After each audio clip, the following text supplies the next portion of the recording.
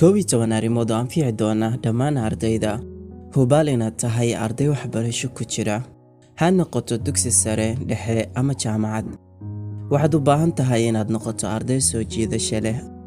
Ayna soo jiitaa macallimiinta, ardayda iyo qof walba adiga ku tabayo. Hubaashi waad u baahan tahay waxyaabahan waxayna ka dhigi doonaan qof maalintiisu qurux badan tahay, soo jiidasho gaar ah leh. Way jiraan kuwa ka sii badan intaan, balse 12 ayaa ugu muhiimsan.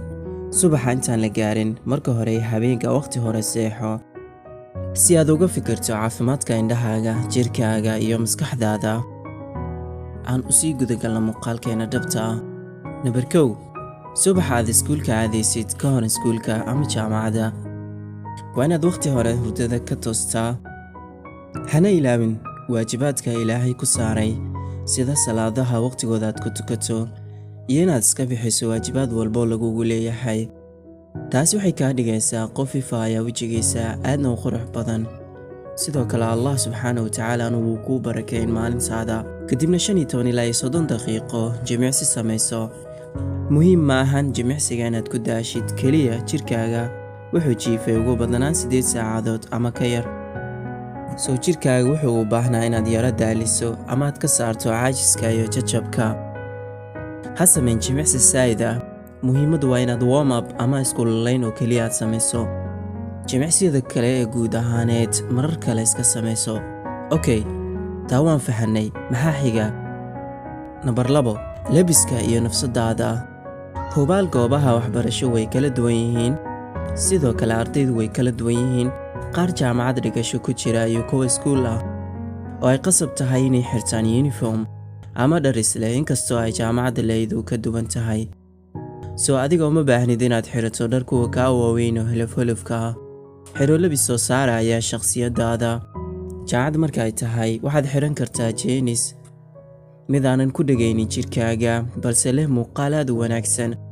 Sidoo kale fanaanada yar oo aad u qurux badan haafka gacmaha.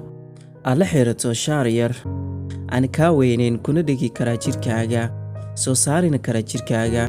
Sidoo kale lehna gacmo dhaadheer.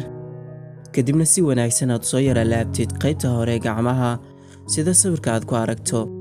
Hubaal wuu soo saari doonaa jirkaaga, shaarku noocu doono ha noqdo. Kaliya waxaa muhiim ah inta kore kugu sheegay. Marar qaar waxaad arkaysaa qof shaar walba u xirto aad ugu nuuraya ama aad u soo saaraya. Taas macnaheedu maahan inuu xulanayo, balse qaabka iyo labiska ayuu fahansan yahay. Adiguna noqo qof labiska fahansan. Ardayda uniformka isticmaasha tusaale iskuulada way kala duwan yihiin, balse wax kasta oo ay tahay adigu xiro shaar aan ka weynayn, yacni huluf ahayn. Sidoo kale xiro surwaal ha ahaado mid aan ka weynayn, aanan ku dhagnayn jirkaaga, si normal ah hoosna ka eeg sida sawirka kaaga muuqda. Adigoo jimicsi sameynaya, haddii aad xirato dhar noocaas ah waad ku qurux badnaanaysaa, wuuna ku soo saari doonaa.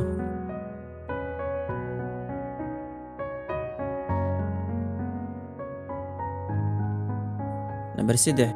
Xiro saacadaha kuwa moodalada dambe ee quruxda badan. Waxaan kula talin lahaa inaad xirato kuwa ku soo bixi doona jirkaaga iyo labiska aad xirato. Ardaynimadaada inay qurux badan tahay ayaa wanaagsan. Midka sawirka kaaga muuqda waa kuwa soo jiidasho leh.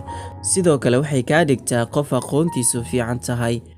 Waxaase kaloo mudnaan ka heli doontaa macallimiintaada oo macallinku uu jecel yahay ardaygiisa quruxda badan. Number 4. Noocyada kabo aad xirato way qiimeyn doonaan. Soo maxaa ku habboon adiga? Ha xiran dacas ama kuwa xigeenka dacaska ah.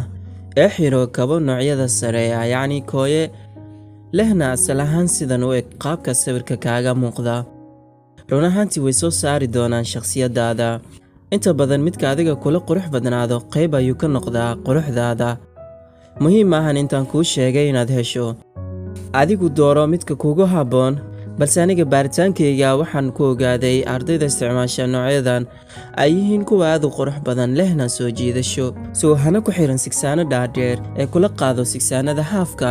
3 nooc ayaad xiran kartaa kabaha: kuwa dhaadheer xagga fogaanta kore, kuwa haafka sida sawirkaad ka arkaysid, iyo kuwa lagu xidho saraawiisha Talyaanka. Waxaadna ku kala arki kartaa sawirada kuu muuqda.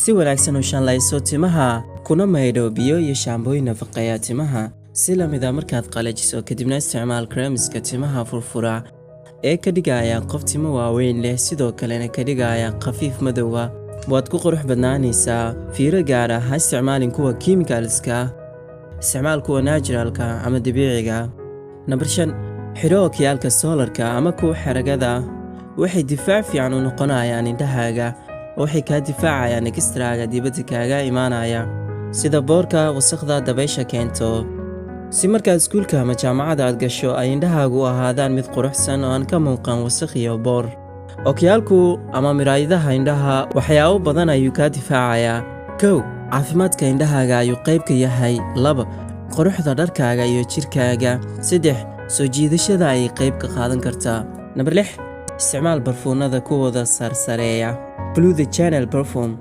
waa kan ugu carafta badan ayaan oran karaa weliba noocyada khafiifka oo waxay ka soo carfi doonaan distance dheer sidoo kalena qof walba oo dhinacaaga yimaada wuu ka heli doonaa balse waxa uu dheer in aanu ka go'in labiska xitaa maalmaha qaar waad ka maarmi kartaa inaad dib u marsato oo midka aad horey u marsatay ayaa weli ka carfaya labiskaaga 7 ha noqon backbencheriska yacni kuwa gadaal fadhiista mar waliba noqo qofka ugu horeeya ee markasta oo macallinku sidaa u soo galo markiiba indhaha ku dhufta tani oo kor u qaadi doontaa in lagu xasuusto adiga si la mid ahna waxay kaa dhigaysaa qof waxbarashada ku firfircoon aadna way u qadariyaan macallimiinta iyo maamulka iskuulka cilmiguna si fiican ayaad u fahmi kartaa dhegeysi gaar ahna waad u yeelan kartaa 8 ku hadallo naxariis leh oo haddana aad u macaan si kasta oo hadalkaagu yahay mid kulkulul waxaa jiri karta inaad ku hadli karto ereyo naxariis leh soona jiidan karaan qofka aad la hadlaysid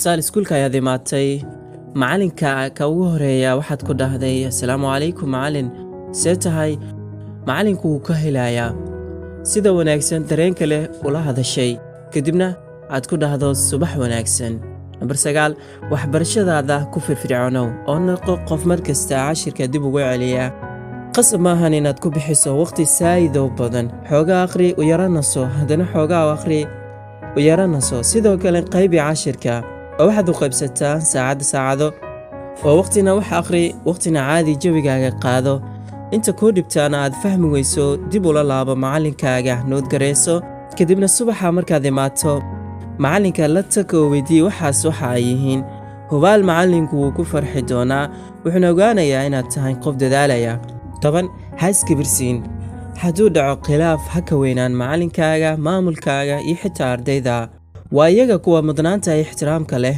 waa iyaga kuwa ku jira booska waalidkaaga 2 xaraf hadduu ku baro xitaa waa macallinkaaga niyadda ku haaya hadduu macallinka jiri lahayn intayna aqoonta ayaa nagu yaraan lahayd macallinku wuxuu inaga mudan yahay inaan wanaajino ixtiraamna siino qodobka ugu dambeeya 11 jaamka ardayda dhexda ha ka gelin iska sug inta ay kala yaraanayaan hal ama 2 qof aad ku kalsoon tahay horey sii wado waxaad ogaan doontaa jaamka ardayda inuu yahay buuq dagaal boor ujeedkaad u samaynaysaa waxay tahay inaad dhowrto deganaanta quruxdaada labiskaaga iyo jirkaaga sidoo kale waxaad dhowraysaa ixtiraamka naftaada oo aan u wanaagsanin jaamka waa tahay saaxiibayaal waxaan filayaa inaan ku siiyey macluumaad dheeri ah insha Allah adiga kuguma talinayo inaad noqoto qof qalafsan yacni qof fashionka ka dambeeya no waxyaabahaas akhlaaqdaada uma fiicna tan ayaa ku wanaagsan insha Allah mid ka mid la mid ah intaan ku kulmi doono